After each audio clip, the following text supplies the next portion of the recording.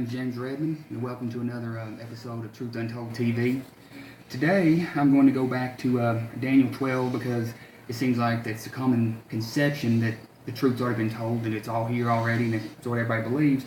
But as you see in the King James Version right here, Daniel 12, verse 7, and he said, "And I heard the man clothed in linen, which was upon the waters of the river, a small group of people." That's what water means.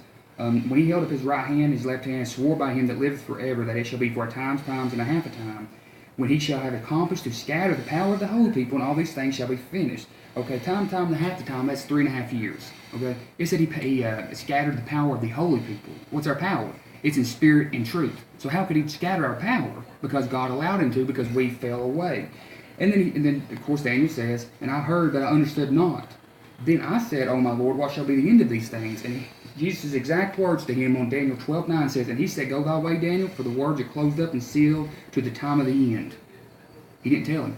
Time of the end what? And sealed. What says in Revelations that seals are going to be open? So the knowledge is not going to be open to us, not all of it yet. Why? Because you don't need it. People's already making a big deal out of crap that don't even exist, killing each other and everything over stuff that has nothing to do with any of that. Well, and then I'm going to go back over to Malachi chapter 4 here, and the reason I'm going to Malachi 4, because this right here proves that we're going to be here after the wicked is destroyed. It says, "For behold, that cometh, that shall burn as an oven, and all the proud, yea, and all that do wickedly shall be stubble, and that day cometh, shall burn them up, saith the Lord of hosts, and he shall leave them neither root or branch." He's going to uproot them completely.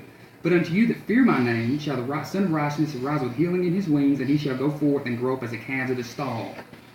A calf of the stall, what that means is whenever a calf is put in a stall, that means they're protected. They sit in a stall all day, they eat whatever, they're taken care of. That's what it's talking about at that time where we took care of completely. Okay? And then of course it talks about over here also the law of Moses, and it talks about how the Enoch and Elijah, Malachi 4:5 says, "Behold, I will send unto you Elijah the prophet for the coming of the great and dreadful day of the Lord." He's just talking about whenever he pours his wrath out on us. Okay, and also Malachi 3:6 proves that God doesn't change. Because I keep hearing about this rapture thing, and people keep talking about it like it's going to happen. Well, it can happen because in Malachi 3:6, right here, it says, "For I am the Lord, I change not, therefore you sons of Jacob are not consumed." He changes not. To say that God's going to rapture you out of this world before this happens is saying that God changes. He's never done that. God's always got his people strong. He sent a prophet to the people, always made the people strong so that they could stand up and fight against the enemy, not run away like cowards. The rapture out of this world is saying pretty much that God's getting us ready for a war we're not going to fight, which makes no sense to me. None whatsoever. Also, let's see here.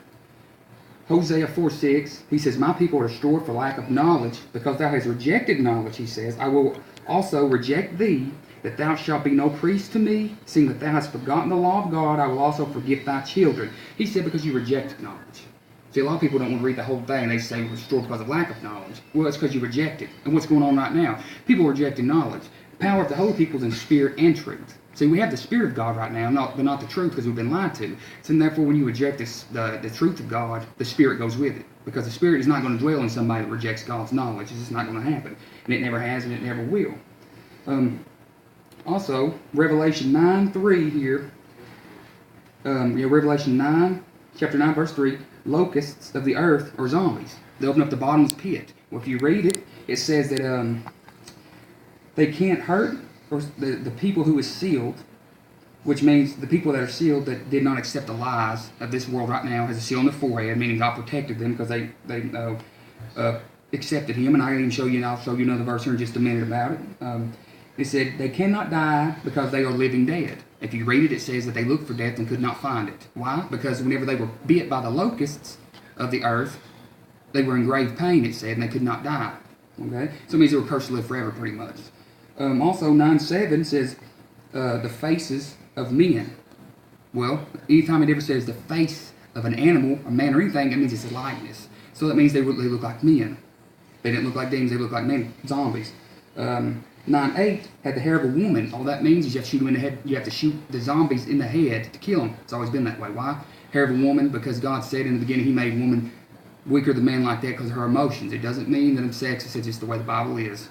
You don't believe, read yourself, it's in there. It said they have the teeth of lions. What does lions do? They eat flesh. They eat flesh. That's where they're going to survive. Okay, also, number 9, Revelation 9:9 says, the breastplates of iron. It means you couldn't hurt them in the chest. If you're wearing a breastplate of iron, it's protection. That means the only way you're going to be able to hurt them is by shooting them in the head. And they send out of the bottomless pit. Okay? And they have no respect, period. Okay? Well, for those people that think that God's Spirit's not going to leave the earth, it says right here, Genesis 6:3, and the Lord said, my spirit shall not always strive with man. He said that right before the flood. The reason he did that is because it separates the wheat from the tare. Because if you read in the Bible, the wheat and the tare grow in the exact same field. Or why else would Jesus say, don't uproot the wheat? Because if you do, you'll uproot the tare with it. Why? Because the wheat and the tare, they grow together, and they look exactly the same until the time that they flourish. And then whenever they produce fruit, you'll know that, well, this is a wheat and this is a tare. At that time, they'll be separated, because they're growing from the exact same thing. That is why he said don't uproot the wheat with the tare. Okay? 2 Thessalonians 3, it says that they will be fallen away first, which means these things cannot come to pass unless there's a falling away first. Falling away of who? The church. They fell away, and the son of perdition will be revealed. Well, that's going on right now. The church is standing up, and they're freaking accepting homosexual marriage. Priests and preachers are marrying them. I mean, they're putting like Pokemon Go in their churches. It's like they're doing everything they can just to get the world in the church, and that's not how it is. You're supposed to be separated.